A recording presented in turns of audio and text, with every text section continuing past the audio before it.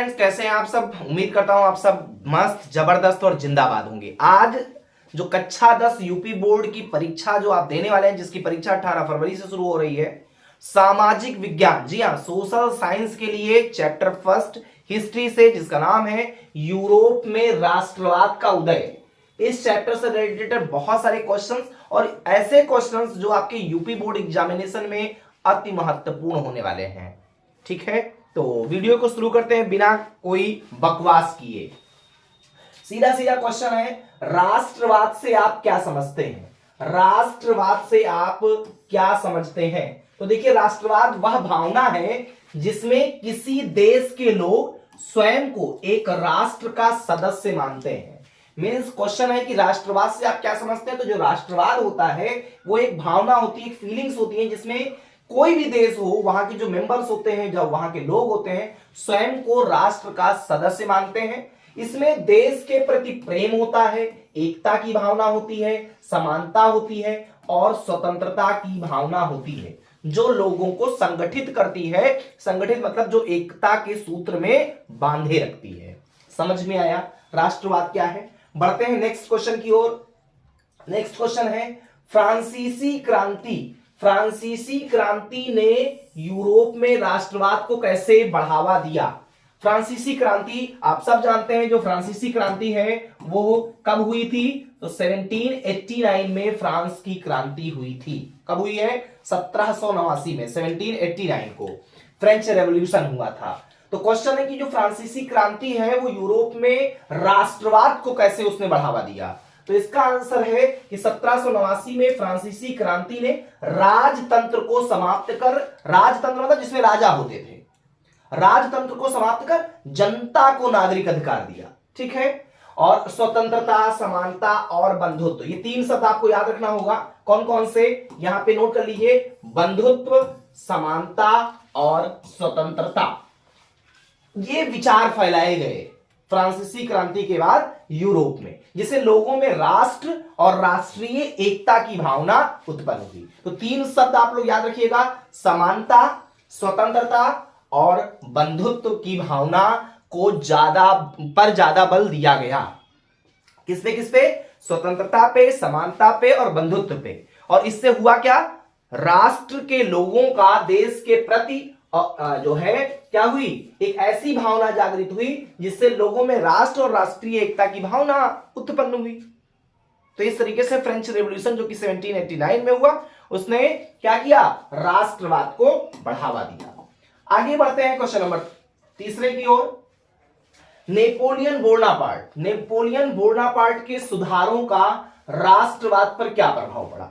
देखिए, नेपोलियन ने समान कानून व्यवस्था लागू की और सामंती प्रथा समाप्त की। इसमें राष्ट्रीय एकता को बल मिला, लेकिन उसकी जो तानाशाही नीति ने कई देशों में असंतोष भी पैदा किया। सामंती प्रथा को समाप्त करने वाला कौन था? तो वो थे नेपोलियन बोनापार्ट। ठीक है, नेपोलियन बोनापार्ट, ध्यान रखिएगा आप सब लोग।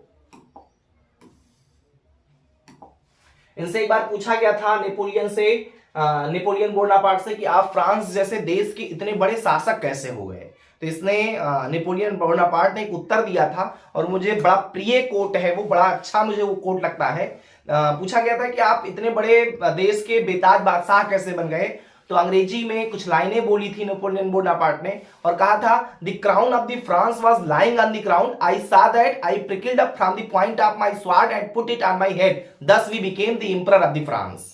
ठीक है, मैंने फ्रांस देश का मुकुट धूल में पड़ा हुआ देखा, मैंने अपनी तलवार निकाली और तलवार की नोक से उस मुकुट को उठा करके अपने सर पे धारण कर लिया और इस तरीके से मैं फ्रांस जैसे देश का बेताज बादशाह बन गया।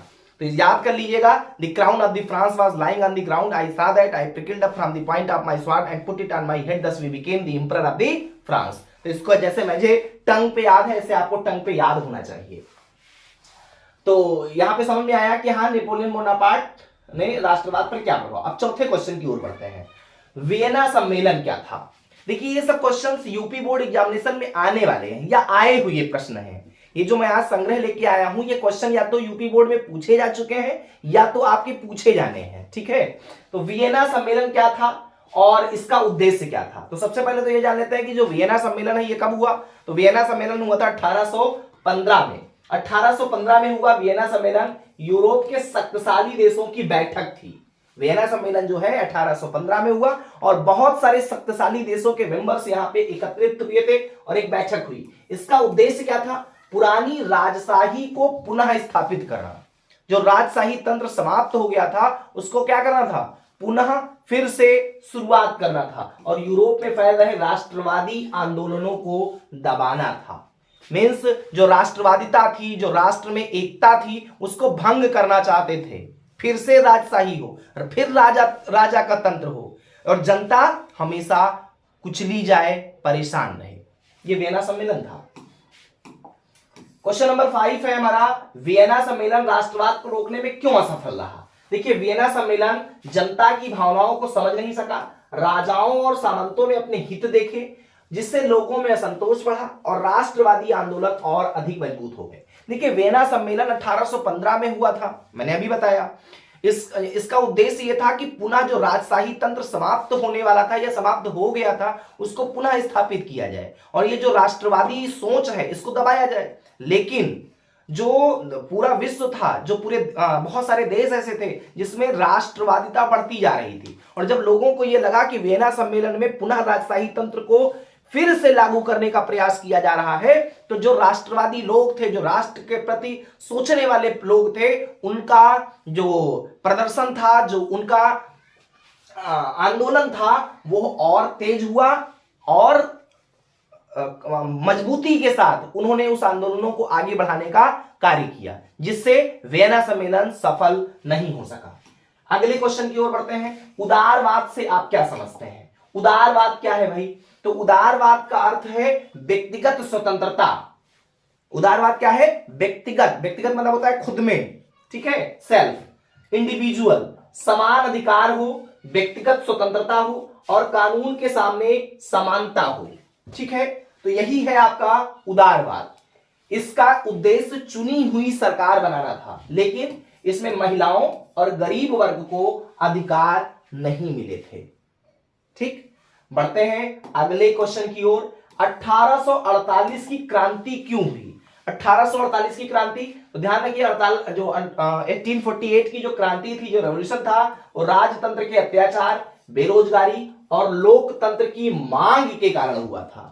जो 1848 की रेवोल्यूशन हुआ वो काहे लिए हुआ था, वो राजतंत्र के अत्याचार के कारण हुआ, बढ़ती हुई बेरोजगारी के कारण हुआ और लोकतंत्र की मांग के कारण हुआ। लोग राष्ट्रीय एकता और संवैधानिक शासन चाहते थे, ठीक है, मतलब राजशाही नहीं चाहते थे, केवल राजा ना हुकूमत करे, जनता की भी बात को सुना जाए, ऐसा सोचा जाता था। इसी कारण से 1848 में पुनः रेवोल्यूशन होता है, जिससे अब काहे हुआ, तो भैया जो है अत्याचार, बेरोजगारी और लोकतंत्र बढ़ रहा था। लोग चाहते थे कि राष्ट्रीय एकता और संवैधानिक शासन हो और इसीलिए 1848 की क्रांति हुई। इसलिए उन्होंने कई यूरोपीय देशों में आंदोलन किए, सिर्फ एक देश नहीं, कई देशों में ये आंदोलन हुए थे। बढ़ते हैं कुछ और क्वेश्चंस की ओर। क्वेश्चन नंबर 8 हमारा है, जर्मनी के एकीकरण में ओटो वॉन बिस्मार्क की भूमिका स्पष्ट कीजिए। तो जो बिस्मार्क थे, उन्होंने युद्धों की नीति अपनाकर जर्मनी के छोटे छोटे राज्यों को एक किया। छोटे छोटे राज्यों को क्या किया, एक किया। उसकी कूटनीति और सैन्य शक्ति के कारण ही 1871 में 1871 में जर्मनी का एकीकरण संभव हुआ था। क्लियर हुआ। देखिए, बहुत छोटे छोटे आंसर्स हैं, आप चाहें तो बहुत अच्छे से इसको समझ सकते हैं। स्क्रीनशॉट जरूर ले लीजिए, जिससे क्या हो, आज मैं आप लोगों को 10 ही क्वेश्चन बताने वाला हूं। इटली के एकीकरण में प्रमुख नेताओं का योगदान लिखिए। तो एक नाम है मैजनी, जो कि इटली के एकीकरण में प्रमुख योगदान उसने निभाया है। तो मैजनी ने राष्ट्रीय चेतना जगाई, कैवूर ने कूटनीति द्वारा राज्यों को जोड़ा और गैरीबाल्डी ने दक्षिणी इटली को मुक्त कराया। इनके प्रयासों से 1870 में इटली एक राष्ट्र बना।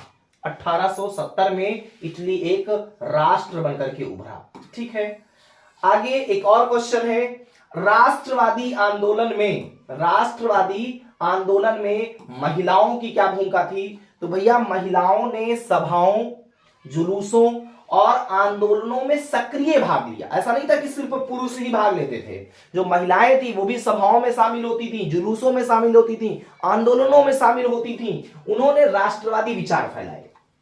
महिलाओं ने सभाओं में, जुलूसों में, आंदोलनों में भाग लिया और राष्ट्रवादी विचार उन्होंने फैलाए, लेकिन इसके बावजूद उन्हें मतदान जैसे राजनीतिक अधिकार नहीं दिए गए थे। समझ में आया? तो ये 10 क्वेश्चंस आज मैंने आप लोगों को फर्स्ट चैप्टर यूरोप में राष्ट्रवाद से दिया है। डेली आप लोगों को अंग्रेजी की क्लास भी मिल रही है। आज आपको इतिहास चैप्टर से भी एक लेसन मिला हुआ है। आप सब लोग ज्यादा से ज्यादा वीडियो अपने दोस्तों को शेयर करें और अच्छे से देखें, नोट्स बनाएं, जिससे आप अपनी परीक्षा तक अगर बेहतर ढंग से प्रिपरेशन इस YouTube चैनल पे कर लिए तो ये गारंटी है कि आपको 80+% से कोई रोक नहीं सकता है। थैंक्स फॉर वॉचिंग, बहुत बहुत धन्यवाद।